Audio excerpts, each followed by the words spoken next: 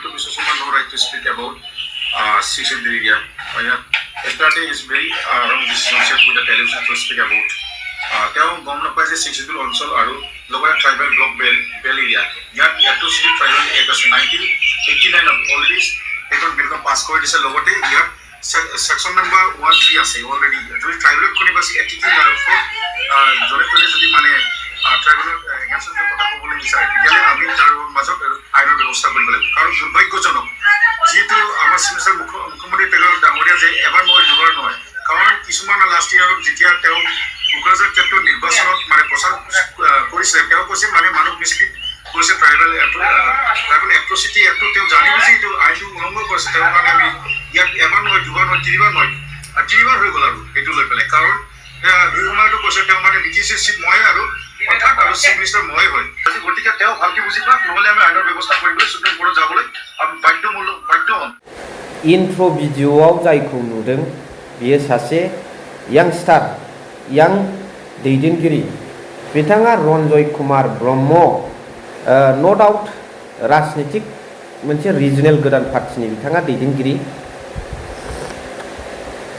PRB public relation पार्टिनि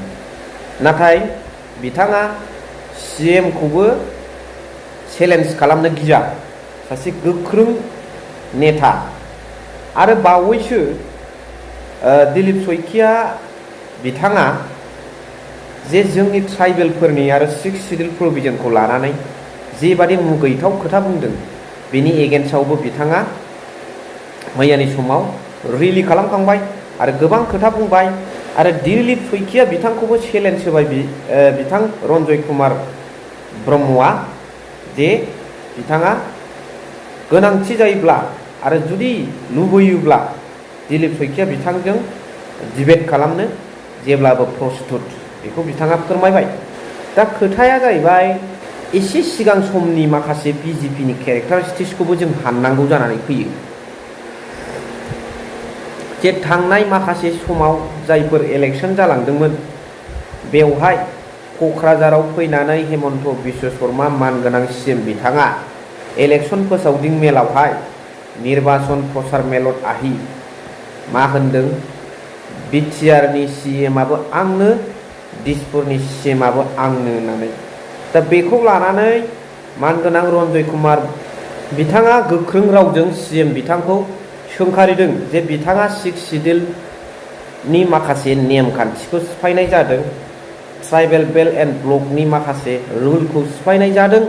बे खोथाखौ गोख्रोङै बुंदों मानोना ट्राइबेल एट्रसिटिस एक्ट होननाय जोंहा दंखायो बेनि गेजेरजों जाहा थाहा ट्राइबेलफोरनि सायाव खोथा बुंनाय निन्दा होनाय बा ट्राइबेलफोरनि माखासे सम्पथिफोरखौ सय सम्पथिफोरखौ सिख'नो नाजायोब्ला बे आयेननि राहा लानो हायो दा बेनि गेजेरजों बिथाङा बुंदों जे सुप्रिम कर्टसिम जों थांनो हायो होननानै लोगोसे बिथाङा जुदि BTRनिबो CM मोनब्ला बिथाङा मानो BTC सेक्रेटारियेटआव फैनानै सालायफैनो हायाखै प्रश्नआ बेबो जायो जोंखौ मा जायखिजाया समावनो जाहा थाहा नेताफ्रा दैदेनगिरिफ्रा फैनानै जानला मोनला बुंफैला जोबसै नामा जोंनि बोलोआ बोरो जोंनि गोहोआ बहा थांखो जोंसो राजा जानांगौ बे ओनसोलाव गुबुनासो जोंखौ थख्लायफैगासिनो आयेनखौ जोङो बाहायनो रोंनांगोन कनस्टिटिउसनखौ जोङो फरायनांगोन जोङो बेखौ बेबहार लागु खालामनो रोंनांगोन दा बेजोंनो लोगोसे आङो साफ्रोमबो जोंनि बर' माहारिनिफ्राय जायफोर मानगोनां बिथांमोना उकिल दङ आरो जायफोर उकिल बिथांमोना राजनितिकजों सिथाबनानै थाबाय बा सोरबाया बेखौनो मावनानै दंथ'यो जायखि पार्टियाव थाया मानो बिथांमोननिसिम मोनसे आंनि अनुरोध आरज जे बिथांमोना आयेन कानुनखौ माखासे मिन्थियो कनस्टिटिउसननि माखासे खोथा मिन्थियो ल'नि खोथा मिन्थियो बे हिसाबै बिथांमोना बे खामानिखौ मावनांगौ दिलीप शइकिया बुंनायनि एगेन्स्टआव माखासे खोथा बुंथिनानै होनांगौ रायजो राजाफोरनो माखासे खोथा फोरमायना होनांगौ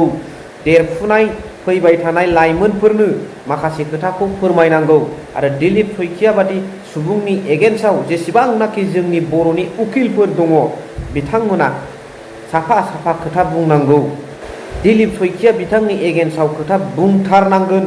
मानगोनां बर'नि उकिल नोंथांमोन, एडभकेट नोंथांमोन, आरो बेखौ मा आयेननि राहायै, मा आयेननि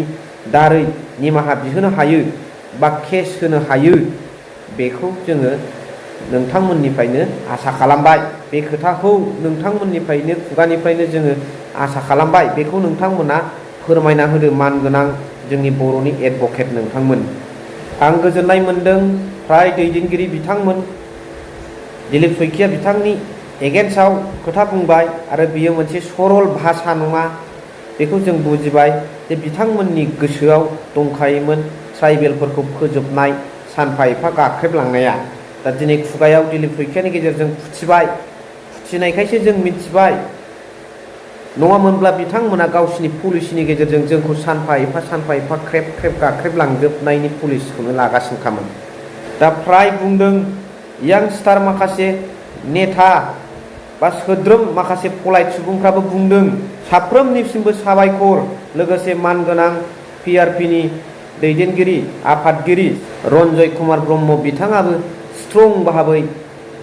प्रटेस्ट रेलि खालामदों। लोगोसे जाहा थाहा सिगाङाव CM मानगोनां हेमन्त बिश्व शर्मा सारा बुंनायनि सायावबो केस खालामनायनि हुमखि होदों। जोंनि यांस्टारफ्रा बेबादिनो गोरा जानांगौ। बिथांनिसिमबो आङो आंनि गोसो गोरबोनिफ्राय साबायखर बावहरदों। लोगोसे जोबनायाव आरोबाव दुलाराय बर' फरायसा आफाद आरो बर' साहित्य सभाखौबो बेनि जे दिलीप शइकिया बिथाङा जा खोथा बुंदों बेनि एगेन्स्टआव फंनैसोबाबो खोथा बुंनो आङो आर'ज गाबहरबाय। स' दिनै बिदिखौबो एसेखिनियाव फोजोबबाय। मा सानदों नोंथांमोना कमेन्ट्सनि गेजेरजों फोरमायहरबानो जाबाय। थेंक इउ भेरि माच फर वाचिं। लाभ इउ।